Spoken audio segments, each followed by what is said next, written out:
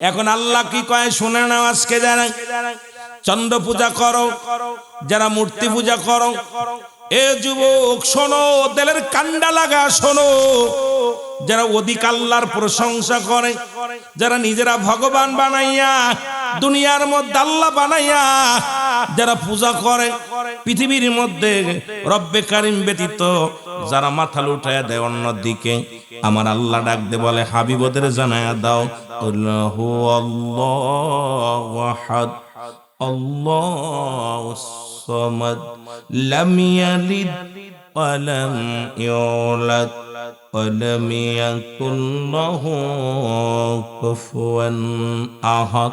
আল্লাহ ডাক দে বলে হাবিবদেরকে জানায়া দাও আমি আল্লাহ এক। আল্লাহ কয়জন? জোরে বলেন আল্লাহ কয়জন? 5-6 জন। কয়জন? এখন যারা চন্দ্র পূজা করে তাদের আল্লাহ কয়জন? 2 জন। যারা মূর্তি পূজা করে তাদের আল্লাহ 2 জন। যারা মুসলমান মাটি পূজা করে তাদের আল্লাহ 2 জন। যারা দুনিয়ার মধ্যে পুতুল পূজা করে তাদের আল্লাহ 2 জন। দুনিয়ার মধ্যে অসংখ্য মানুষ দরগা পূজা করে, এদেরও আল্লাহ 2 জন। জোরে বলেন ঠিক কিনা? কয়জন? একের অধিক আল্লাহ কয় বান্দা আমার আল্লাহ কয় হাবিব জানায়া দেন আমি আল্লাহ এক। আমি আল্লাহ পৃথিবীর মধ্যে কাউকে জন্ম দিই নাই, কারো থেকে জন্ম নিই নাই। আসমান জমিনের মধ্যে আমার সমতুল্য, আমার সমকক্ষ আর কেউ নাই। সারা পৃথিবী আমার মুখাপেক্ষী, আমি রব্বে কারিম কারোর মুখাপেক্ষী নাই। জোরে বলেন ঠিক কিনা? আর একটু জোরে বলেন ঠিক কিনা? এ আমার ভাইয়েরা, আমার বন্ধুরা, আমার এটা যখন রাহমাতুল আলামিন যখন ঘোষণা করলেন, তৎকালীন জামানায় ওলিদ নামে একজন ভণ্ড, নাম কি? জোরে বলেন নাম কি? ওলিদ নামে একজন ভণ্ড। এই ভণ্ড কি করলেন? উনি লোহাত সোনার পুতুল, সোনা দিয়ে একটা মূর্তি বানাইলেন। সুন্দর করে একটা পুতুল বানাইয়া এই পুতুলটার প্রতি ভক্তি শ্রদ্ধা দেয়া শুরু করলো। কারণ আমার আল্লাহর প্রতি সিজদা কখনো করে না। মুহাম্মদ কয়, আমার আল্লাহর নবী কয় আমি হলাম আল্লাহর পয়গম্বর, আল্লাহ ছাড়া কোনো মাবুদ নাই। ওলিদ কয় আমি তোর খোদারে মানি না। নিজে খোদা বানাইয়া পূজা করা শুরু করলো। কিছুদিন যেতে যেতে রাত্রে ওলিদ ঘুমায় আসে। একদিন খোদার ভিতর থেকে আওয়াজ আসে, এ ওলিদ, মুহাম্মাদের খোদা 2 নাম্বার। মুহাম্মাদের খোদা কথা কইতে পারে না। তুমি আমাকে শ্রদ্ধা করো, তুমি আমাকে ভালোবাসো, আর সেই ভালোবাসার ফসল হলো আমি খোদা তোমার সঙ্গে কথা বলতেছি। শোনো, তুমি কি কি জানতে চাও আমারে জিগাও। আমারে যত সিজদা দিতে পারবা, যত তোমরা আমারে ভক্তি শ্রদ্ধা করতে পারবা, ততই আমাকে যত খুশি করতে পারবা, তোমাদের মনের বাসনা কামনা পূরণ হয়ে যাবে। জোরে বলেন নাউজুবিল্লাহ। আল্লাহর নবী ডাকে দ্বীনের পথে, কালেমার পথে, ওলিদ ডাকে পুতুলের পথে। ওলিদ ডাকতে বলে খোদা, ও খোদা, তুমি বলে দাও মুহাম্মাদের আল্লাহ ঠিক না তুমি ঠিক? খুব খেয়াল করবে, মুহাম্মাদের খোদা 1 নাম্বার না তুমি 1 নাম্বার? পুতুলের ভিতর থেকে আওয়াজ আসে, স্বর্ণের পুতুলের ভিতর থেকে আওয়াজ আসে, ওলিদ আমি হলাম 1 নাম্বার, আমি তোমার খোদা, আমি কথা বলতে পারি, মুহাম্মাদের খোদা কথা বলতে পারে না। মুহাম্মাদের খোদার কোনো নাই, ক্ষমতা নাই, ক্ষমতালেস। কারণ এই পৃথিবীর মধ্যে একমাত্র শক্তিদারী আমি খোদা। কারণ সবাইকে জানিয়ে দাও তোমার আব্বা মা যারা আছে, আপনজন যারা আছে, সবাই যেন আমার প্রতি ঈমান আনে, আমারে যেন সিজদা করে, আমারে যেন পূজা করে। আমারে যে যত ভক্তি শ্রদ্ধা করবে ততই দুনিয়ার মধ্যে কামিয়াব হবে, পরপারে তারা শান্তি পাবে। ওলিদ এইভাবে দুনিয়ার মধ্যে ছড়িয়ে ছিটিয়ে যত লোক ছিল সবাইরে বলতে লাগলো যে মুহাম্মদ একটা বাজে মানুষ, আব্দুল্লাহর বেটা মুহাম্মদ সে একজন বানোয়াট, মিথ্যাবাদী, চগলখোর, তার খোদা কথা বলতে পারে না। আর আমি যে খোদা বানাইছি, খোদা কথা বলতে পারে। সুতরাং তোমরা শুনে নাও, তোমরা আজ থেকে মুহাম্মাদের অনুসরণ করো না, আমি ওলিদের অনুসরণ করো। এটা বলে যখন বেড়াইতে লাগলো, আল্লাহ নবীর কানে আওয়াজটা যায় শুনতে পাইল। নবীর কাছে যে একজন বলল, ইয়া রাসূলুল্লাহ, ইয়া হাবিবাল্লাহ, ওলিদ তো নিজে খোদা বানাইয়া পূজা করে, ওলিদের খোদা কথা কয়, ওলিদের খোদা কথার উত্তর দেয়, সালাম দিলে উত্তর দেয়, ওলিদের খোদা ভালো মন্দ বলে দেয়। ইয়া রাসূলুল্লাহ, ইয়া হাবিবাল্লাহ, আপনার খোদা কারোর সঙ্গে কথা বলে না, আমরা জীবনেও কথা বলতে পারলাম না, সুতরাং আপনি ওলিদের খোদার কাছে একটু খবর নেন, আপনারটা আসল নাকি ওলিদের আসল? জোরে বলেন নাউজুবিল্লাহ। আল্লাহ নবী খবর পাঠাইল ওলিদের কাছে, ওলিদ তুমি ভণ্ডামি শুরু করেছো, কোন খোদা বানাইছো? ওলিদ বলে, মুহাম্মদ সাল্লাল্লাহু আলাইহি ওয়াসাল্লাম, মুহাম্মদ শোনো, আগামীকাল তোমার সঙ্গে একটা কথা আমার আছে। কথাটা হলো, আমি বিশাল একটা মঞ্চ বানাইবো, এই মঞ্চের মধ্যে যদি তোমার পুতুল, তোমার খোদা, যদি কার মানুষকে, যদি মানুষ ডাক দিলে কথা বলতে পারে তোমার ওই খোদা, তাহলে আমি ওলিদ কথা দিলাম, এত মানুষের সামনে আমি কালেমা পড়ে মুসলমান হয়ে যাব, তোমার দলভুক্ত হয়ে যাব। আর তোমার খোদা যদি কথা না বলতে পারে, তাহলে কিন্তু তুমি আমার দলভুক্ত হয়ে যাবা, আমার খোদার দলভুক্ত হয়ে যাবা। এবার লোকজন ডাকলেন, হাজার হাজার জনগণ আসলো, হাজার হাজার জনগণ আসছে। ওলিদ ডাকতে বলে, ও খোদা, সব লোকজন অপেক্ষা আছে ওলিদের খোদার কথা শোনার জন্য। ওলিদ ডাকতে বলে, খোদা তুমি বলে দাও, আব্দুল্লাহর বেটা মুহাম্মদ একটা ধোঁকাবাজ। আব্দুল্লাহর বেটা মুহাম্মদ যে খোদারে পূজা করে, যার ইবাদত করে, বন্দেগী করে, এটা এক নাম্বার নয়, এক নাম্বার তুমি। ভিতর থেকে আওয়াজ আসে, লা ইলাহা ইল্লাল্লাহু মুহাম্মাদ, জোরে বলেন না, লা ইলাহা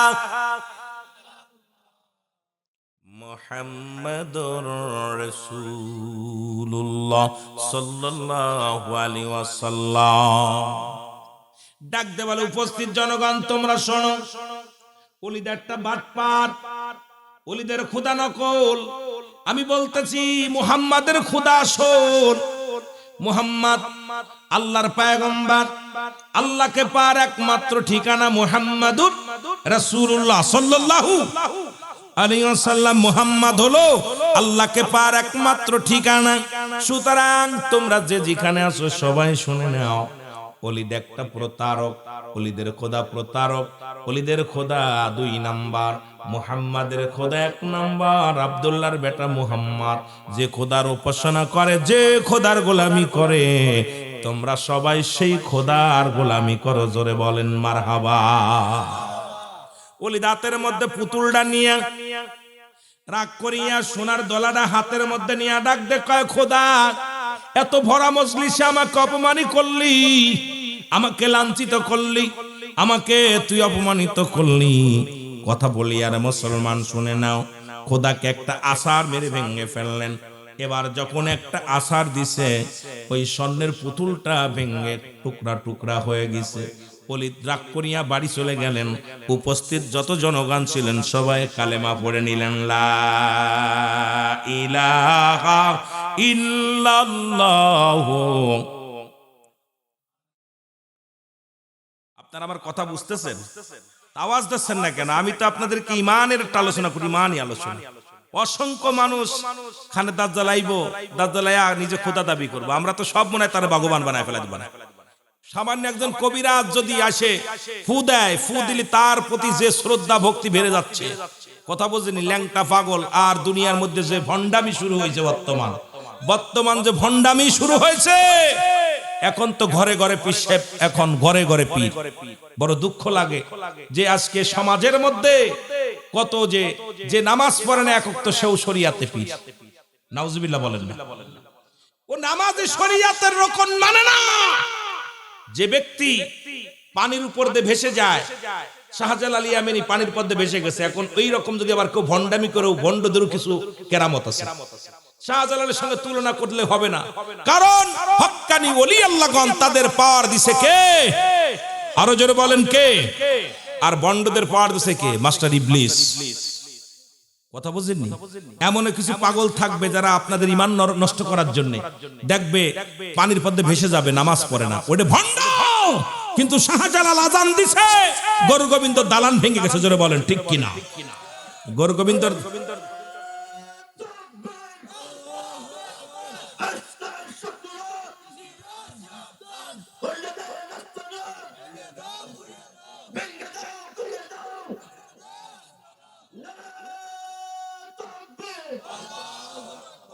আপনার ভালো করে মনে রাখবেন, শরিয়াতের সঙ্গে যাদের মিল নাই, শরিয়াতের গর খেলাপ কোন কাজ করে, সে যদি কেরামতি দেখায় ওটা ভণ্ড। শরিয়াত ছেড়ে দিলে কাফের। যে ব্যক্তি কাফের তার আবার কিসের কেরামতি? যে নামাজ পড়ে না তার আবার কিসের ভণ্ডামি? এগুলো সব ভণ্ড। এগুলো আমরা না চিনার কারণে অনেক পীর আছে গান্দা টানে আর মুরিদ যে পা টেপে। কথা কোন ঠিক কিনা? রাগ করেন না। আবার এরকম কিন্তু আবার অনেকে থাকতে পারে, হয়তো তার ভক্তরা থাকলে হয়তো কষ্ট পাবে যে সিদ্দিকী সাহেব আবার আমাদের বিরুদ্ধে করতেছে। না, বিরোধিতা করতেছি না, কারণ আমাদের ইমানের অবস্থা খুব খারাপ। ইমান এমনই একটা অবস্থানে দাঁড়ায় চলে গেছি যে এই জামানায় ইমান হারায় অধিকাংশ মানুষ ইমান হারায় কবরে যাবে। সকালবেলা ইমান আনছে, বিকেল বেলা ইমান চলে যাবে। আমার কথা ভালো করে বুঝে নিবেন, যে ব্যক্তি আকাশ দিয়ে উড়ে যাচ্ছে কিন্তু নামাজ পড়ে না, এ ভণ্ড। যে ব্যক্তি পানির উপর দিয়ে ভেসে যাচ্ছে, নামাজ পড়ে না, শরিয়াতের রিকন মানে না, ও ভণ্ড। সে যত বড় বুজুর্গ হোক আর যত বড় আপনার জান্নাওয়ালা হোক, যত বড় মুফতি সাইকুল হাদিস হোক, সে নামাজের ধারে যায় না। নামাজ কাফের এবং মুসলমানদের মধ্যে পার্থক্য, যে নামাজের সঙ্গে যার সম্পর্ক নাই, আল্লাহর সাথে যার সম্পর্ক নাই, সে ভণ্ড প্রতারক। জোরে বলেন ঠিক কিনা? খেয়াল রাখা। এই ভণ্ড প্রতারকদের সাবধান। অসংখ্য ভণ্ড। এই জন্য হক্কানি ওলিদের কদর কমে যাচ্ছে। চিনতেছি না, আমরা চিনার দরকার। একজন হক্কানি কামেল চিনার 9টা গুণাগুণ আছে। হক্কানি কামেল চিনার 9টা গুণ আছে। এই 9টা গুণের গুণ যদি যার ভিতরে না থাকে, সে তো ভণ্ড প্রতারক। আর আমার দেশে বর্তমান এই ভণ্ডদের আবির্ভাব এত পরিমাণ বাড়ছে, আপনার এই পুঁজিতে টাকা পয়সা লাগে না। কথা বুঝলেন? একটা ভালো রাস্তা এটা খুঁজতেছে। এর জন্য আমি বলবো, যে সমস্ত হক্কানি ওলি আল্লাহ আছেন তাদেরকে অনুরোধ করব, এই সমস্ত ভণ্ডদেরকে আপনাদের প্রতিহাত করার দরকার আছে। যারা বলেন ঠিক কিনা? নামাজি পড়ে না, শরিয়াতের রকম মানে না, মোস রে ঢাইকা গেছে এই পন্ত। কথা বুঝলেন? মোস দাড়ি চাইছে ফেলছে, মোস রেখা দিছে। কথা বুঝলেন? কি চাচ্ছে? কথা কয় না, দাড়ি চাইছা ফেলেছে, মোজ গুলো রাখছে, লম্বা লম্বা মোজ, ভিজায় ভিজায় পানি খাচ্ছে। এখন খাচ্ছে মদ। ভক্ত বলতেছে, হুজুর আপনি তো দাড়ি, শুনলাম বক্তারা ওয়াজ করছে মোজ ভিজা পানি খা মাকরু। তা কচ্ছে, ও তাই নাকি? মোজ গুলো উঠায় খাচ্ছে। কি করছে? কি খাচ্ছে? মদ। কি খাচ্ছে? আরে যেটা হারাম খাচ্ছে, হারাম। অসংখ্য মানুষ ঈমান হরণের জন্য তৎকালীন জামানায়ও ছিল, এখনো আছে, কিয়ামত পর্যন্ত থাকবে। জোরে বলেন ঠিক কিনা? আরো জোরে বলেন ঠিক কিনা? সুতরাং আপনাদের কাছে আমার করজোরে দাবি, এই জামানায় কিন্তু ঈমান চোর চলতেছে। আর রাসূল পাক সাল্লাল্লাহু আলাইহি ওয়াসাল্লামের জামানায়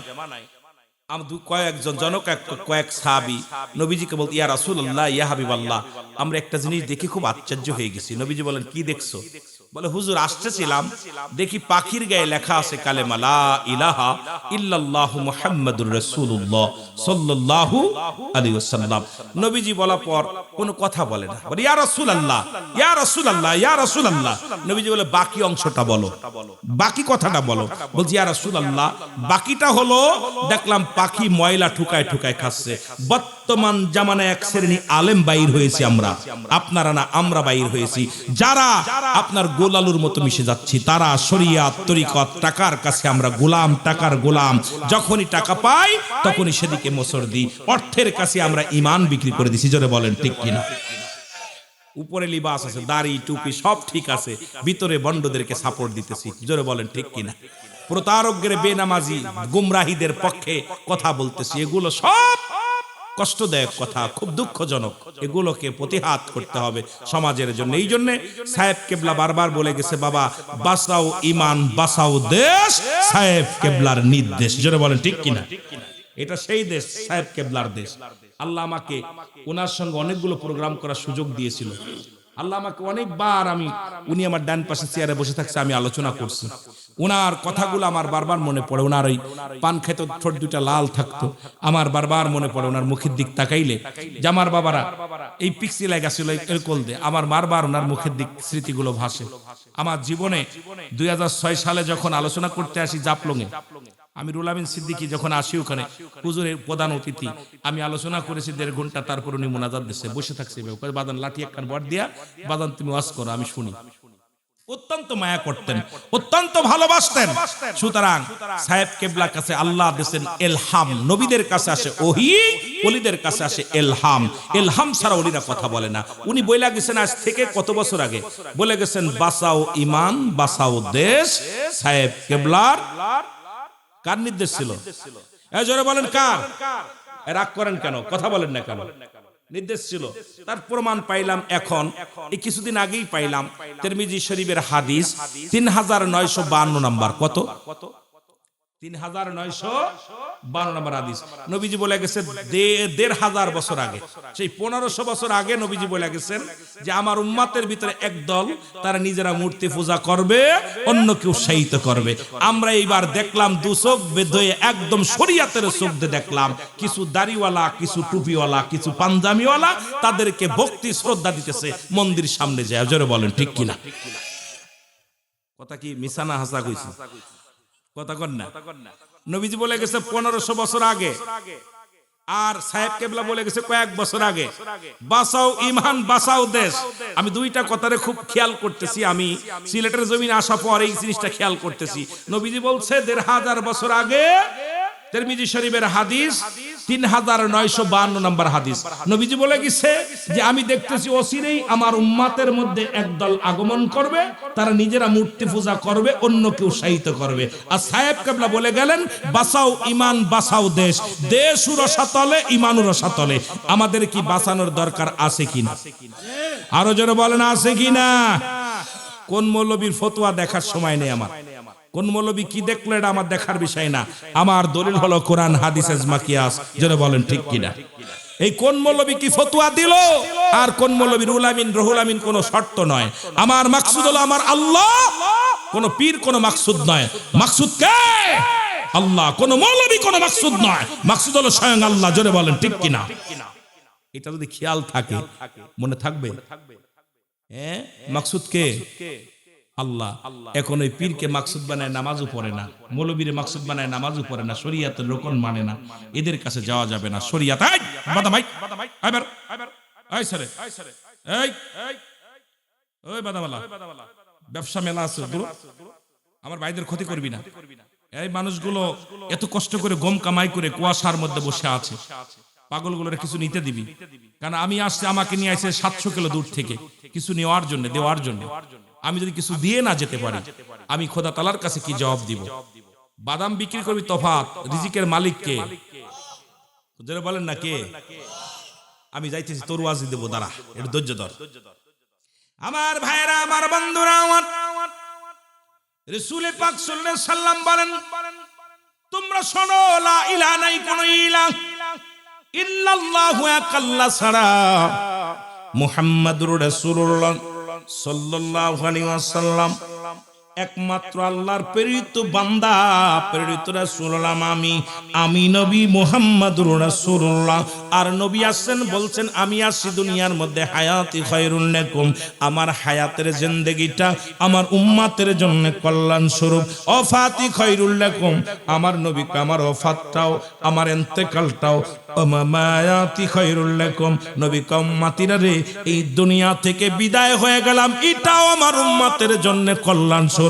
সুতরাং আমার নবীর আদর্শ, আমার নবীর চরিত্র, আমার নবীর গুণাগুণী, আমার নবীর কথা মানার দরকার আছে কি না? একবারে ক্লিয়ার। নবী বলতেছেন হায়াতি খায়রুল লাকুম, হায়াত আমার হায়াতের জন্য জিন্দেগিটা উম্মতের জন্য কল্যাণ স্বরূপ। আমি নবী উম্মতেরা যাতে গুমরাহি না হয়, উম্মতেরা যাতে পথ হারা না হয়, উম্মতেরা যেন বিপদগামী না হয়, উম্মতেরা যেন কোন দুনিয়ার মধ্যে শরীয়তের রকম মানে, এই জন্য আল্লাহ আমারে পাঠাইছে। উম্মতেরা কেমনে সংসার করবে, কেমনে ঘর দরজা করবে, কেমনে আপনার রাজনীতি করবে, কেমনে পেটনীতি করবে, কেমনে উম্মতের সঙ্গে যেমন নবী চলছে। নবীজি দুনিয়ার মধ্যে এসে বাড়ি ঘর বানাইছে, বিয়ে করছে, ছেলে মেয়ে ছিল, সবগুলো শিক্ষা দিয়েছে রাসূল পাক সাল্লাল্লাহু আলাইহি ওয়াসাল্লাম। আবার নবী বলতেছেন আমি দুনিয়া থেকে বিদায়টা যাতে অনেক উম্মত মরা লাগবে, কারণ দুনিয়াতে সমস্ত সৃষ্টি জগৎ মৃত্যু আছে, স্রষ্টার মৃত্যু নাই। এই জন্য রব্বে কারীমের দরবারে আমার নবীজি চলে গেছেন। নবী কা ওয়াফাতি খায়রুল লাকুম, আমার ইন্তেকাল শরীফটা আমার উম্মতের জন্য কল্যাণ স্বরূপ। সেই নবীকে আমরা অনুকরণ করতে চাই। জোরে বলেন চাই কি চাই না? আরো জোরে বলেন চাই কি চাই না? আওয়াজে জোর নাই, মনে হয় নবীর পক্ষে থাকতেছেন না। কার পক্ষে?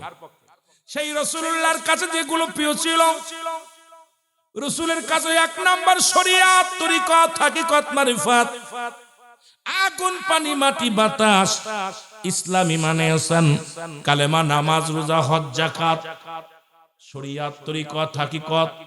মুসলমান শুনে নাও, আগুন পানি মাটি বাতাস এগুলো, এইটা আমাদের নবী এই পাঁচটি স্তম্ভ কালেমার এক নাম্বার হলো ঈমান, কালেমা, নামাজ, রোজা, হজ, যাকাত। এক নম্বরে যখনই আপনি কালেমা পড়লেন, কালেমা পড়ার সঙ্গে সঙ্গে আপনার উপরে ও মুসলমান ইসলামের বিধিবিধান যেগুলো আছে পালন করা আপনার জন্য ওয়াজিব হয়ে যাবেন। কারণ ইসলামটা যদি ভালো না লাগে, ইসলামের বিধান যদি ভালো না লাগে, আপনি অন্য দল করেন কেউ আপনাকে বাধা দিবে না, আপনি মূর্তি পূজা করেন কেউ বাধা দিবে না। সারা সিলেট জেলার মানুষ যদি আল্লাহর সঙ্গে নাফরমানি করে, আল্লাহর কিছু যায় আসে না। আপনি যদি সারা জীবন যদি নাফরমানি করেন, নামাজ না পড়েন, শরীয়তের রকম না মানেন, আমার আল্লাহর কোনো লস আসেনি। জোরে বলেন লস আসেনি? কিচ্ছু নাই, লস নাই। সুতরাং আপনার জন্য আল্লাহ রেখে দিয়েছে ওয়াইদাতুলিল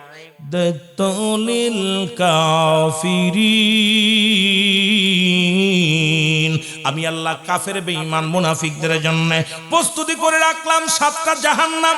তুমি মানবা না, খোদার বিধান মানবা না, তোমার জন্য একটা জায়গা রাখছে, সেই জায়গাটা হলো জাহান্নাম।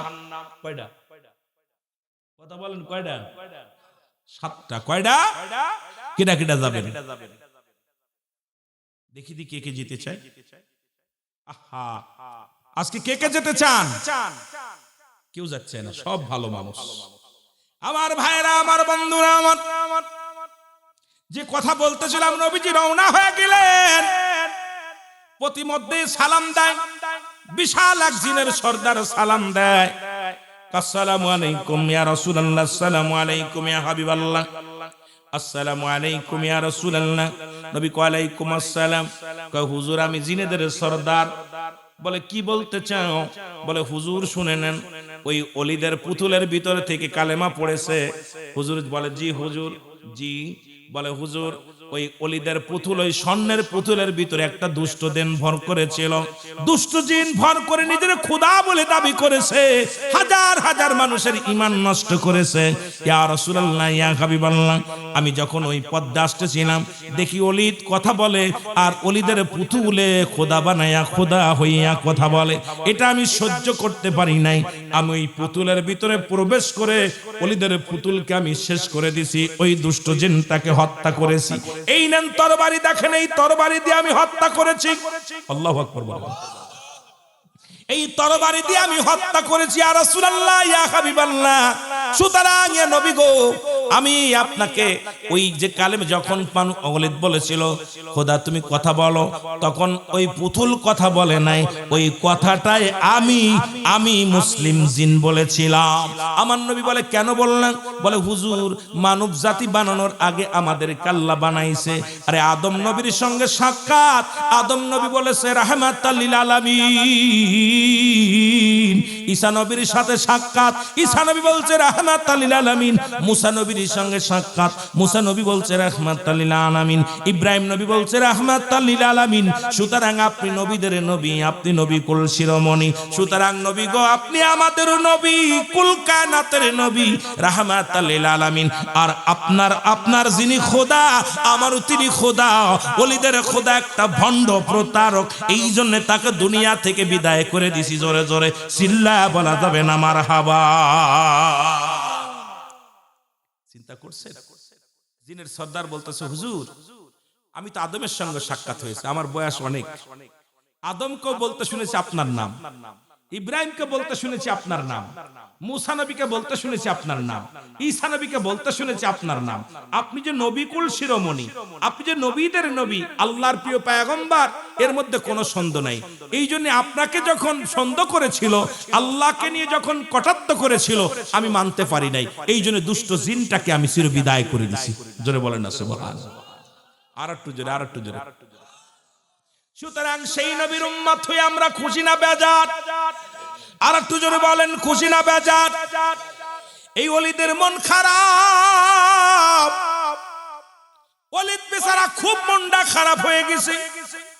আনলাম আমি পুতুলটারে এমন ভাঙা বাংলেন, ভাঙ্গা বসে আছে। ওই পথ দিয়ে যা আবু জেহেল, আবু জেহেল কলিদ রে তোমার কি হয়েছে?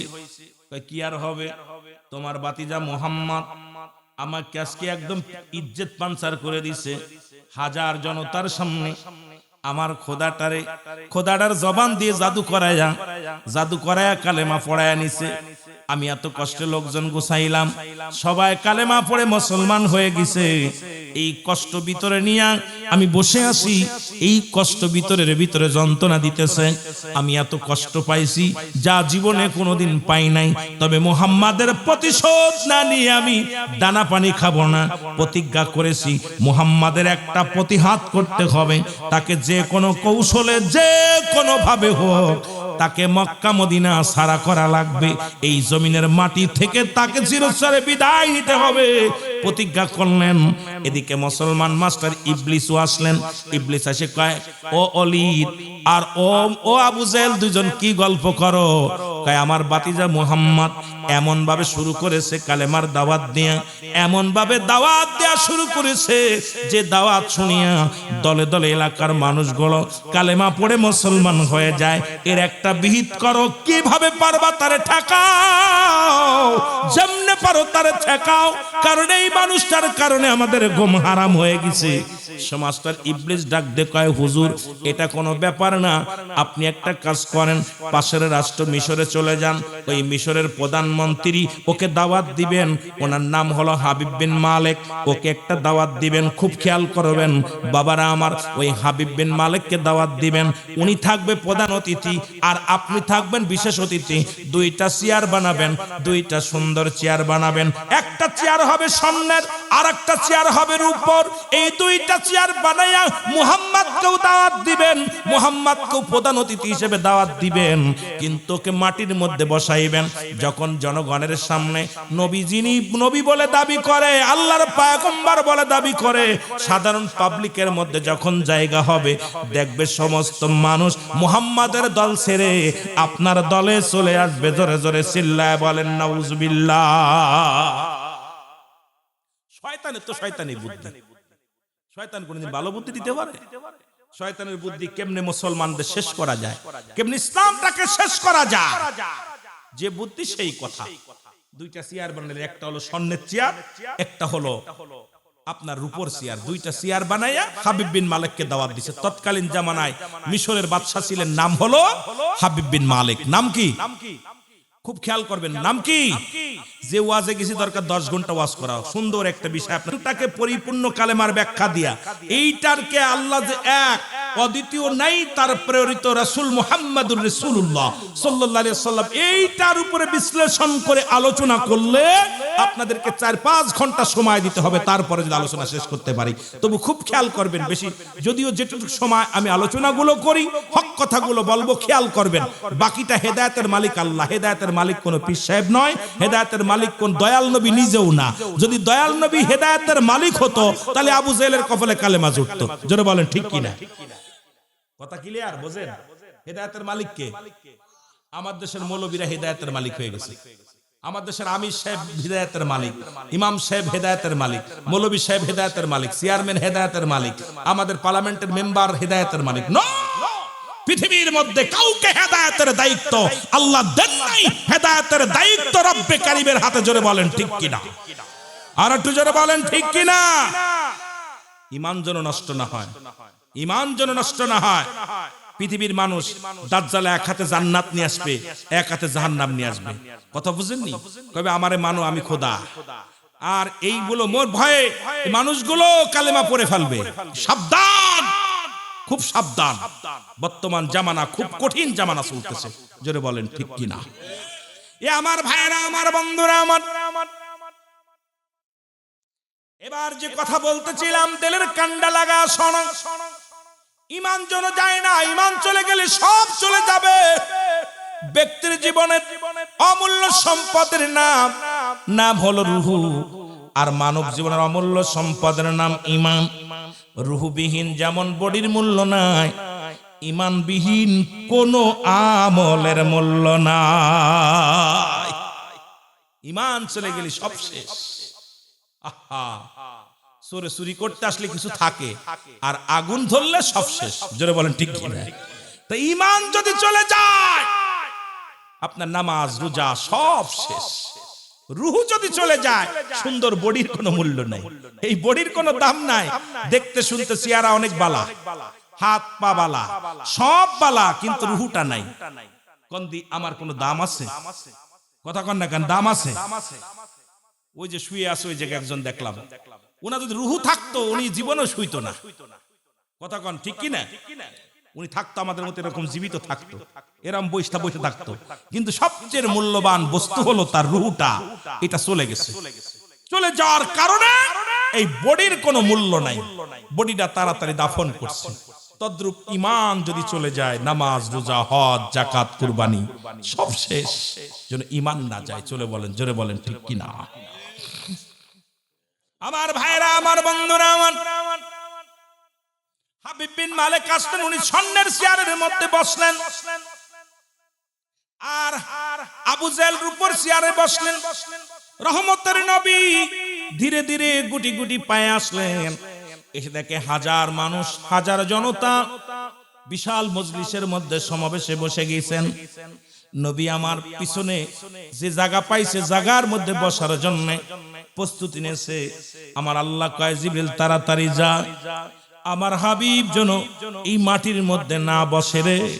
আজকে যদি আমার হাবিব মাটির মধ্যে বয়া যায় আমার ইজ্জতের কসম লাগে রে, তাড়াতাড়ি যা। কারণ এই দুনিয়ার মধ্যে আমি স্বর্ণ বানাইলাম আমার হাবিবের খাতিরে, আমি রূপা বানাইলাম আমার হাবিবের খাতিরে, আমি আসমান জমিন যা কিছু করলাম আমার হাবিবের খাতিরে।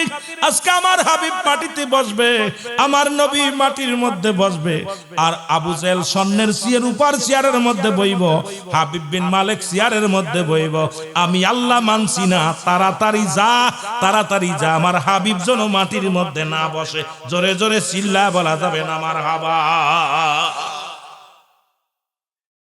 জিবরিল আমিন একা, হুজুর আল্লাহ পাক আপনাকে হুকুম দিয়েছে, খবরদার আপনি মাটির ভিতর বসেন না, দাঁড়ান। আর নবীজিকে দেখে আবু জেহেল বলতেছে, উপস্থিত জনগণ দেখেন, তিনি যদি নবী হবে তাহলে কথার প্রতিশ্রুতি ভঙ্গ করছে। কারণ উনি নিজেই বলছে তিনটা চরিত্র যার ভিতর থাকবে সে নাকি মুসলমান বলে দাবি করতে পারবে না। তো উনি মুসলমানদের লিডার, উনি নিজে বলছে যে কথা বলে মিথ্যা বলে, আমানতের খেয়ানত করে, প্রতিশ্রুতি ভঙ্গ করে। উনাকে আমি দাওয়াত দিলাম 10টায় অনুষ্ঠানে আসবেন, উনি দাওয়াতটা কবুল করছে। অথচ দেখেন এখন উনি আসেন নাই। 2 নাম্বার উনাকে আসতে বলছে, উনি আসেন নাই। 3 নাম্বার উনি মিথ্যা বলছে জাবানে। তিনটাই মুহাম্মাদের মধ্যে 3টা গুণ আছে। বলেন দি সে কি মুসলিমের নেতা হতে পারে? উপস্থিতরা কয় না তো। এদিকে নবীজি পিছনে এসে দাঁড়ায় আছে। নবীজিকে দেখে ঠাট্টা মস্করা শুরু করছে আবু জেহেল। আমার রাসূল দাঁড়িয়ে আছে। আমার আল্লাহ ডাক দে বলে, জিবরিল তাড়াতাড়ি যা, কারণ আমার হাবিবের কষ্ট পায়। আমার ইজ্জতের কসম, আমি আল্লাহর কসম, যা হাবিব বিন মালিককে চেয়ার থেকে উঠা। জোরে বলেন না মারহাবা। আর একটু জোরে। হাবিব বিন মালিকের কাছে জিবরিল আমিন আসলেন। দাঁড়ায় আছে। জিবরিল আল্লাহ কেমনে উঠাইবো? ও তো ওঠে না, কেমনে উঠাইবো? কয় ডান কান ধরে টান মারবি, কান ধরে টান মার। হাবিব বিন মালিকের ডান কান ধরে যখন টান মারছে, হাবিব বিন মালিক এই কেডা রে? আবু জেহেল কয় পাগলামি শুরু করলে নাকি? তুমি প্রধান অতিথি, তুমি এরকম ফালাফালি করলে মানুষ তোমার পাগল করবো, বাদ্দর কইবো। রাখো, কারণ তোর কান ছিঁড়ে ফেলতেছে। কান তাহলে মুহাম্মদ কি জাদু খাটাইলো নাকি? কান দেখে রক্ত পড়ে। মুসলমান জিবরিল আমিন কাল্লা ওঠে না, কয় ডান কান বাম কান ধর। বাম কান ধরে টান মার। কি রে? জিবরিল তো কেউ দেখতেছে না, নবী দূর থেকে খেলে হাসতেছে। খেলা জিবরিল দেখতে, জিবরিল কি করে? রাসূল ওই পাশে সামনে দাঁড়ায় দাঁড়ায় হাসতেছে। এদিক আবু জেহেল চিন্তা করে হলো কি, কি জাদু শুরু হলো? হাবিব বিন মালিক খালি ফালাফালি শুরু করছে। কান ছিঁড়ে রক্ত বেরিয়েছে, ওঠে না। আমার আল্লাহ কয় উঠছে নি? কয় না। কয় 2 কান ধরে টান মার। যখন 2টি কান ধরে টান মারছে, যখন 2টা কান ধরছে, হাবিব বিন মালিক লাফ দিয়ে যায় মাটির মধ্যে বয়া পড়ছে। জোরে জোরে চিল্লায়া বলা যাবে না মারহাবা। হাবিব বিন মালিক সামনে যায় বসে পড়ছে। আমার নবীজিকে জিবরিল কয়, এই জিবরিল তাড়াতাড়ি আমার হাবিবের হাত ধরে নিয়ে বসায় দে। রাসূলকে নিয়ে চেয়ারের মধ্যে বসায় দিয়েছে। সুবহানাল্লাহ বলেন না। লোকজন তাকায় দেখে আব্দুল্লাহর বেটা মুহাম্মদ কই থেকে আসলো প্রধান চেয়ার। আরে নবী সামনের চেয়ারের মধ্যে বসে গেছে। রাসূলুল্লাহর পাশে আবু জেহেল বসে আছে। মানায় না, কারণ আমাদের সমাজ এখন সব যা শুরু করছে, হিন্দু বৌদ্ধ খ্রিস্টান মনে হচ্ছে সব একই ভাই ভাই। হ্যাঁ মুসলমান, অমুসলিম কখনো মুসলমানদের বন্ধু হতে পারে না। কারণ রাসূল পাক সাল্লাল্লাহু আলাইহি সাল্লামকে সালাম দিছে, কাসসামু আলাইকা, হে রাসূল আপনার মৃত্যু হোক। নবীজিকে সালাম দিচ্ছে যায়। রাসূল বসে আছে কামরার মধ্যে, সালাম দিচ্ছে আসসালামু আলাইকা। রাসূল বলছে আলাইকা। ভিতর থেকে আম্মাজান বলতেছে, ইয়া রাসূলুল্লাহ, ইয়া হাবিবাল্লাহ, আপনি অমুসলিম কেমনে সালাম দিলেন? আপনি শুনছেন কি বলছেন? নবী কয়, আয়েশা রে তুমি কি শুনছো আমি কি বলছি? বলে কি বলছেন? যখন আপনাকে বলছে তোমার মৃত্যু হোক, আসসালামু আলাইকা, তোমার মৃত্যু হোক, নবীজির সালামের মধ্যে এখন আপনাকে সালাম দিলে মনে করবেন অমুসলিম মনে আপনার দুলোভাই হয়, অমুসলিম মনে আপনার বন্ধু হয়। আজকে আমরা গলায় গলা মালা দিতেছি, আবার সিয়ারের বাগাবাগি করতেছি। এসব ভণ্ডামি চলবে না, কারণ অমুসলিম কখনো মুসলমানদের বন্ধু হতে পারে না। জোরে বলেন ঠিক কিনা? তারা চিরশত্রু, ওরা চিরশত্রু। নবীজি কয়, আয়েশা রে শুনছো কি উত্তর দিছি? কয় কি? আমি তো বলে দিছি আলাইকা, তুই যা কইছিস ওদিকে যা। সুবহানাল্লাহ বলেন না। আরো জোরে, আরো জোরে। আম্মা জান আয়েশা কান্দে, কয় হুজুর আপনাকে 20 কাফের ওই অমুসলিমেরা 20 পর্যন্ত পান করাইছে, 20 পান করাইছে আমার হুজুরকে। কত ষড়যন্ত্র করেছে। অপরাধ কি? শুধু কালেমা পড়া। অপরাধ কি? কোরআনকে ভালোবাসা। অপরাধ কি? তার উম্মতকে ভালোবাসা। এটাই তো তার অপরাধ। অপরাধ ছিল না, কারোর বাড়ি ঘর দর লিখে নেন নাই। নবী কি আমার নবীজিকে যখন ইসলামের জন্য, বিজয়ের জন্য রাসূল সাহাবীরা দিয়ে যখন সাহায্য সহযোগিতা করা শুরু করলো, কিছু বেঈমানরা নবীকে বলল হারেস। হারেস শব্দের অর্থ হলো লোভী। আমার নবীর ভিতরে কোনো লোভ ছিল? এই জোরে বলেন, কোন লোভ ছিল? কোন বাড়ির লোভ ছিল? গাড়ির লোভ ছিল? কিছু লোভ ছিল না। কিন্তু আমার নবীজি মাটি কাটছে, মাটি টানছে। আমার নবীজি আবার বকরি চড়াইছে। আমার নবীজি দুনিয়ার মধ্যে মাটি টানছে, মাটি কাটছে। আমার নবীজি 70 তালি কাপড় গায়ে দিছে। আমার নবীজি একটা কাপড় গায়ে দিছে, যারা কয় আমার নবী তালিযুক্ত গায়ে দিছে, আর আরে বোকারা শোন, আমার নবী যে কাপড়টা গায়ে দিছে তৎকালীন জামানায় 42,000 দিরহাম দাম ছিল, যা পৃথিবীর ইতিহাসে কোনো রাজা বাদশা পড়তে পারে নাই। সুবহানাল্লাহ বলেন না। কার লগে কার তুলনা করো? নবী মাটি কাটছে, যদি কোনো ধনী কোনো গরিব মানুষ, আজকে এখানে কর্মজীবী মানুষ আছেন যারা যাতে কেউ কষ্ট না পায়, যাতে কেউ বলতে পারে না আজকে যারা মাঠে কাজ করতেছেন, ভ্যান চালাচ্ছেন, রিক্সা চালাচ্ছেন, আপনার নবীর খাসলাতটা আপনার ভিতরে আছে, আপনি যাতে বলতে না কষ্ট দিল। আবার যিনি রাজত্বই পালন, যারা এমপি মন্ত্রী, তারা যেন গুমরি কর না, অহংকার না করে, কিন্তু আমার নবী বাদশারও বাদশা ছিলেন। জোরে বলেন ঠিক কিনা? কোন ব্যক্তি সিরাক যুক্ত কাপড় যদি গায়ে দেয়, সেজন্য দুঃখ প্রকাশ না করে, কারণ আমার নবীজি তালিযুক্ত কাপড় গায়ে দিচ্ছে। নবীজি বলছে আমার উম্মতিরা রে, আমিও নবী তালিযুক্ত গায়ে দিলাম যাতে তোরা কষ্ট না পাস। আবার দামি পোশাকও গায়ে দিছে, কেউ যেন দামি কাপড় পরে যেন অহংকার না করে। আমার নবীজি বিয়ে করলেন, বয়াত যখন, আরে এই আলোচনা কোথায় দেবো ভাই, শেষ করা যায় নাকি সব আলোচনা করে? এই সমস্ত গুণগানকে কি শেষ করা যায়? আমার বাজানরা, আমার রাসূল কি করছে দেখছেন? আমার নবীজি প্রথম বিয়ে করলেন, বয়াত যখন, নবীজির বয়াত যখন 25, আম্মাজান খাদিজার বয়স তখন 40, নবীজি বিয়ে করলেন। আবার নবীর বয়স যখন 53, বিয়ে করলেন বিয়ে করলেন আম্মাজান আয়েশা সিদ্দিকারে, তখন আয়েশার বয়স মাত্র 6 অথবা 7 বা 9 বছরে বাসর। এ মুসলমান, এটার প্রমাণ দিয়ে গেলেন নবীজি, তোমার স্বামী যদি বুড়া হয়, খবরদার তাকে কখনো বুড়া বলবি না, তাকে সম্মান করবা। তোমার স্বামী যদি ছোট হয় বয়সে, তবু তাকে সম্মান করবা। সুবহানাল্লাহ বলেন না? নবীজির সবগুলো রেখে গেছেন, ওই যে বলে হায়াতি খায়রুল লাকুম। নবীর হায়াতের জিন্দেগিটা উম্মতের জন্য কল্যাণ স্বরূপ, কারণ আমি আপনি দিক নির্দেশনা দেওয়ার জন্য নবী আসছে। সুতরাং শরিয়াত, তরিকত, হাকিকত, মারিফাত, নবীর গুণে গুণান্বিত হলে আপনার জীবনটা একদম সুন্দর হয়ে যাবে, আর শয়তানের গুণে গুণান্বিত হলে আপনার জীবনটা জাহান্নামী হয়ে যাবে। জোরে বলেন ঠিক কিনা? আমরা কি নবীর গুণে গুণান্বিত হতে চাই কি চাই না? রাসূল চাইবেন আর সপ্তাহে 7 দিন শেভ করবেন, আর কোন নবীর ভালোবাসি, আল্লাহর রাস্তে রাসূলের দাইমি সুন্নাত দাড়ি রাখা, এটার ভিতর হাত দিবেন না। সুন্নাত গুলো রাখবেন, নবীজির ভালো 5 ওয়াক্ত আল্লাহর হুকুম পালন করবেন, নবীর সুন্নাত তরিকায় চলবেন, শান্তি পাবেন। জোরে বলেন না মারহাবা? আমার ভাইয়েরা, আমার বন্ধুরা, আমার কথাগুলো বলতে গেলে অনেক কথা চলে আসে, আর এগুলো বিস্তারিত যদি বলতে যাই সময় লাগবে, এত সময় আমি আপনাদেরকে দিতে পারবো না। যেটা বলতেছি শুনে নেন। এবার আমার আল্লাহ ডাক দেখায়, ও জিবরিল তাড়াতাড়ি যাও আমার হাবিবের পাশে, আমার হাবিবের পাশে, আমার দোস্তর পাশে, রাহমাতুল লিল আলামিনের পাশে। ওই শয়তানটারে মানায় না, কারণ আবু জেহেল বসে আছে বাম পাশে, আমি মানাই না। আমার জিবরিল আমিন ডাক দেখাল্লাম, কোন নিয়ম? একই নিয়ম, একই নিয়মে ধরো, কান ধরো। আর যখন আবু জেহেলের কানের মধ্যে হাত দিচ্ছে, হাবিব বিন মালিক, কি হলো দোস্ত? একটু আগে আমারে ধমক দিলে, এখন তুমি চিল্লাও কে? কানে হাত দিচ্ছে, কান দিয়ে রক্ত পড়ছে দরদর করে। কি বসে? ডান পাশে বসে আছে মুহাম্মদ। আবু জেহেলের তো মাথা খারাপ, যারে বসাবো না নিচেই বসাবো, সে বসে চেয়ারে, সামনের চেয়ারে। কি একটা বিপদ! রাগেতে ফুলতেছে, কোথাও পারছে না, সহ্য করতে পারছে না। বাম কান ধরছে, ওঠে না। আবু জেহেলের 2 কান ধরে টান মারছে, আবু জেহেল চেয়ার ছাড়ে না, চেয়ার ধরে উঠে দাঁড়ায় গেছে। চেয়ার ছাড়ে না, কারণ হাবিব বিন মালিক চেয়ার ছাড়ছে, চেয়ার চলে গেছে, দখলে চলে গেছে। এইটা যদি আমি ছেড়ে দিই, দখলে চলে যাবে, ছাড়া যাবে না। আমার আল্লাহ কয়, এই জিবরিল, মার লাথি একটা পাছাই দিলে, মারছে লাথি, পিছনে দিলে এক লাথিতে যায় ছুটে পড়ছে জনগণের মধ্যে। সুবহানাল্লাহ বলেন। জিবরিলের লাথি কি আরে আসতে পড়ছে, আর মাঝখানে যে পড়ছে, কাম সারছে। সব লোকজন, খালি সব উপস্থিত যত লোকজন ছিল, সবাই হাসাহাসি শুরু করছে, কাম সারছে।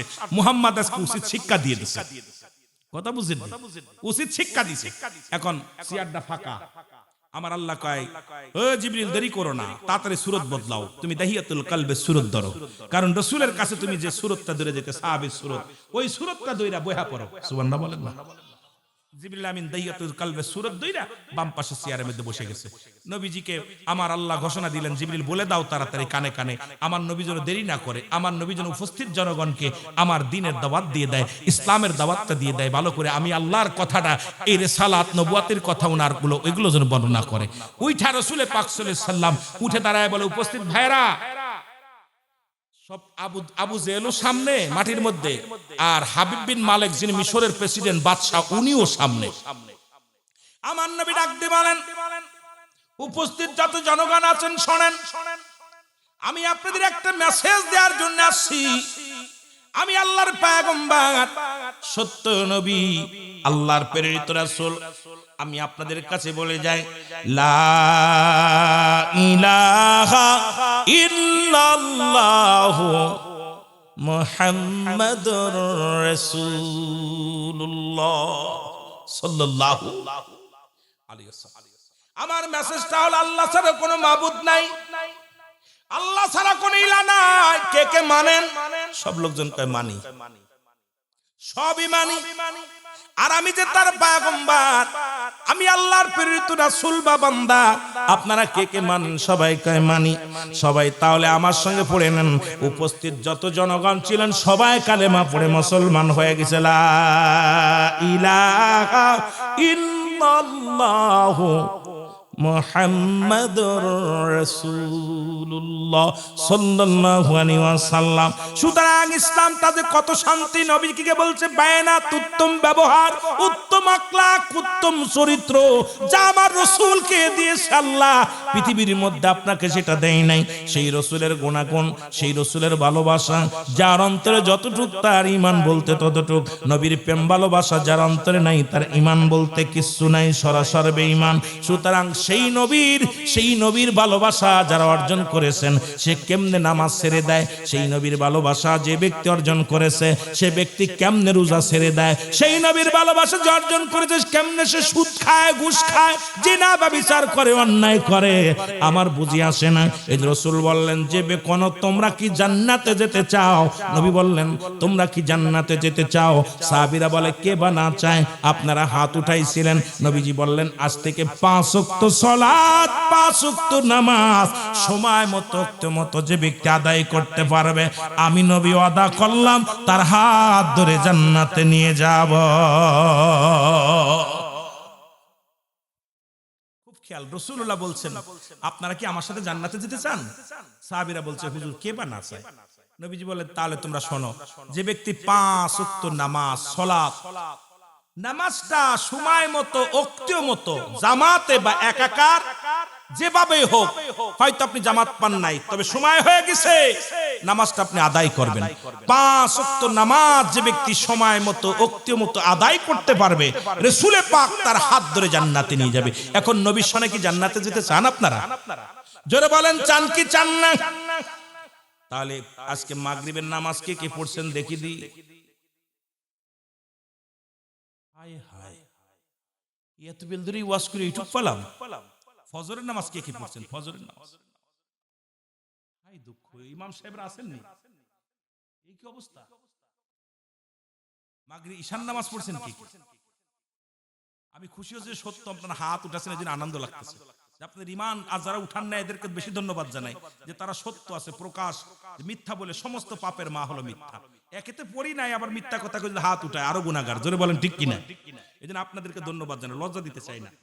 তাহলে আমি ওয়াজ শোনা হলো নফল বন্দেগী, আর ঈশান নামাজ ছিল ফরজ। ফরজ তরক করা কবিরা গুনাহ। আপনি যে এই যে আল্লাহর সঙ্গে নাফরমানি করলেন, ওয়াজ না শুনলে কোনো গুনাহ হবে না। আপনি ওয়াজ শোনেন নাই, খোদার কসমে একটু গুনাহ হবে না। যদি থাকেন সওয়াব হবে, বসে আলোচনা শুনলে সওয়াব হবে, না শুনলে কোনো গুনাহ হবে না। কোন মৌলবি ফতোয়া দিতে পারবে না যে ওয়াজ না শুনলে গুনাহ হবে। কিন্তু নামাজ ছেড়ে দেওয়া, ইচ্ছাকৃত নামাজ ছেড়ে দেওয়ার সঙ্গে সঙ্গে কবিরা গুনাহ। হে মুসলমান, নামাজ ইচ্ছাকৃত যারা ছেড়ে দিলেন, আপনারা কত বড় ভুল করছেন জানেন? যদি সময় পান দয়া করে মসজিদ পাশে থাকলে দৌড়ায়া যাবেন, যায় নামাজটা শেষ করে এসে বসবেন, কারণ ফরজ নামাজ তরক করবেন না। নামাজ রাসূলের সাহাবী আব্দুল্লাহ আনসারী নাম কি? যারা বলেন আব্দুল্লাহ আনসারী তৎকালীন জামানায় সবচাইতে গরীব, প্রতিনিয়ত নামাজ আদায় করে নবীজির পিছে, নামাজ পড়িয়া এবার দৌড়ায়া গেলেন বাড়িতে। বিবি ডাক দে কয় স্বামী রে, রাসূলুল্লাহ কি ওয়াজ করছে? কয় রাসূল আজকে ওয়াজ করছে যে ব্যক্তি 5 ওয়াক্ত নামাজ, 5 ওয়াক্ত সালাত সময় মতো, ওয়াক্ত মতো আদায় করতে পারবে, আল্লাহর নবী তার হাত ধরে জান্নাতে নিবে। বিবি ডাক দে কয় স্বামী রে, আপনার কাছে আমার দাবি, আপনি নামাজ আদায় করে আল্লাহর নবীর সাথে জান্নাতে যাবেন রে স্বামী। আপনার কাছে একটা দাবি করব, আপনি আমারে দয়া করে আমারে সঙ্গে নিয়ে যাবেন, রাসূলের সঙ্গে জান্নাতে যেতে চায়। আপনি আমারে 5 ওয়াক্ত নামাজটা পড়ার সুযোগ দিয়ে দিবেন। আজকে মাইকের আওয়াজ যতদূর যায় আমার মা বোনেরা শুনে নাও, আমার মারা, এরা মুসলমান রাসূলের পাশে নামাজ পড়ে গো, প্রতিদিন 5 ওয়াক্ত সালাতে আব্দুল্লাহ আনসারী চলে যায়, নামাজ শেষ করে বাড়িতে দৌড়ে আসে। আমার নবী বলে, ও আমার সাহাবীরা রে, আমার আনসারী, আমার আব্দুল্লাহ আনসারীর খবর নাও। সে কেন দৌড়ায় বাড়ি চলে যায়? বলে, হুজুর নিজেই, নবীজি নিজেই গেলেন আনসারীর বাড়িতে, সালাম দিলেন বাড়িতে, যা আসসালামু আলাইকুম ইয়া আহলাল বাইত, আসসালামু আলাইকুম ইয়া আহলাল বাইত। একবার নয়, দুবার নয়, নবীজি 3 বার সালাম দিলেন। একবার সালামের জবাব পাইলেন না। যখন সালামের জবাব না পাইয়া রাসূল কি করলেন, আমার নবীজি মনে কষ্ট পায় ফিরে চলে আসলেন। পিছন থেকে আনসারী সালামের জবাব দেয়, আসসালামু আলাইকুম আসসালাম ইয়া রাসূলুল্লাহ, ওয়ালাইকুম আসসালাম ইয়া হাবিবাল্লাহ, ওয়ালাইকুম আসসালাম ইয়া রাহমাতাল লিল আলামিন। আল্লাহর নবী ডাক দিয়ে বলে, আনসারী রে,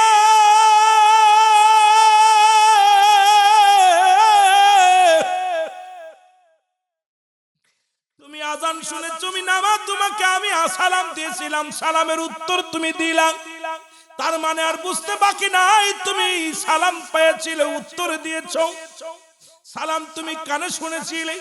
আনসারী বলে, ইয়া রাসূলুল্লাহ, ইয়া হাবিবাল্লাহ, নবী গো, আমি আপনার সালাম উত্তর দিতে পারি নাই। আপনার সালাম আমি 3 বারই কানে শুনেছিলাম, কিন্তু 3 বারের একবারও আমি উত্তর দিতে পারি নাই। নবীজি বললেন, কেন দিলা না? বলে, ইয়া রাসূলুল্লাহ, ইয়া হাবিবাল্লাহ, আমি কেন সালামের জবাব দিই নাই? যদি আপনি দয়া করে আমার সাথে আমার বাড়িতে যাইতেন, তাহলে আমি বলতে পারতাম আমি কেন সালামের জবাব দিই নাই। আল্লাহর নবী ডাক দিয়ে বলে, আনসারী চলো যাই, চলো যাই। আনসারী এবার রাসূলুল্লাহ চলে গেলেন। যখন ঘরের মধ্যে গেলেন, আনসারী যখন দরজা খুলে দিছে, দেখে রে ঘরের মধ্যে বিশাল একটা গর্ত খোঁড়া। নবীজি ডাক দিয়ে বলে, আনসারী রে, তোমার ঘরের মধ্যে এত বড় গর্ত খোঁড়া কেন? বলে, ইয়া রাসূলুল্লাহ, ইয়া হাবিবাল্লাহ, যখন আপনি আমারে সালাম দিয়েছিলেন আমি উত্তর দিতে পারি নাই নবী গো, কারণ আমি এই গর্তের মধ্যে উলঙ্গ অবস্থায় বসেছিলাম, গায়ের মধ্যে কোনো পোশাক ছিল না, আব্দুল্লাহর গায়ের মধ্যে কোনো পোশাক ছিল না। নবীজি বলে, আনসারী তুমি কি বলতে চাও? বলে, ইয়া রাসূলুল্লাহ, ইয়া হাবিবাল্লাহ, যখন আপনি আমাকে সালাম দিয়েছিলেন, তখন আমার বিবি নামাজগত অবস্থায় ছিল, আর এই জন্য আমি আপনার সালামের জবাব দিতে পারি নাই। নবী বলে, কি বলো? বলে, হুজুর, আমাদের স্বামী স্ত্রী মিলে 1 টুকরা কাপড়, মাত্র 1খানা কাপড়, যখন আজান পড়ে যায় মসজিদে, 1 দড়ি আমি মসজিদে চলে যাই, আমার বিবি উলঙ্গ হয়ে গর্তের মধ্যে বয়া থাকে, আবার আমি সালাম দিয়ে শেষ করে নামাজ শেষ করে বাড়িতে দৌড়ে আসি, আসিয়া গর্তের মধ্যে প্রবেশ করি। ইয়া রাসূলুল্লাহ, ইয়া হাবিবাল্লাহ, আমি সঙ্গে সঙ্গে কাপড়টা খুলে দিই। ওই কাপড়টা খুলে আমি যখন এই গর্তের মধ্যে বয়া থাকি, আমার বিবি নামাজে দাঁড়ায়া যায়। ইয়া রাসূলুল্লাহ, ইয়া হাবিবাল্লাহ, এই কারণে আমি উলঙ্গ থাকার কারণে আমি আপনার সালামের জবাব দিতে পারি নাই। আমার নবী চোখের পানি ছেড়ে ডাক দিয়ে বলে, আনসারী, আনসারী রে, আমি নবী কথা দিলাম রে, আমি নবী কথা দিলাম, 1 কাপড়ে স্বামী স্ত্রী 2জন নামাজ আদায় করেছো, আমি নবী কথা দিলাম রে আনসারী, ইয়াউমাল কিয়ামতের ময়দানে আমি নবী তোদের 2জনকে আমি হাত ধরে জান্নাতে নিয়ে যাব। জোরে জোরে চিল্লায় বলা যাবে না মারহাবা। আমার ভাইরা, গভীর মনোযোগ। সুতরাং এই নবীজির ভালোবাসা, এই নবীজির প্রেম, এই নবীজির মহব্বত, আপনি বলেন দিয়ে আপনাদের গ্রামে, সিলেট জেলায় এমন কোন গরিব মানুষ আছে যার 1 টুকরা কাপড় আছে? কথা বলেন না কেন? যে পাগল তার 2-4টা টুকরা, যে ভিক্ষা করে খায় তারও 5-6 টুকরা কাপড় আছে। এরপরে যদি নামাজ না পড়ে, এই হিসাবটা আপনি কেমনে দিবেন? আজকে যারা নামাজ পড়লেন না তাদের কি 1টা কাপড় আছে? এই কথা বলেন না কেন? 1টা কাপড় 2-4টা আছে। তাহলে আপনি কেমনে জবাব দিবেন? যদি সাহাবীরা যদি 1 কাপড়ে নামাজ পড়তে পারে স্বামী স্ত্রী মিলা, আপনারা কেন পারবেন না? আমার বুঝি আসে না রাসূলের সাহাবীরা নামাজের প্রতি কত যত্নবান ছিলেন।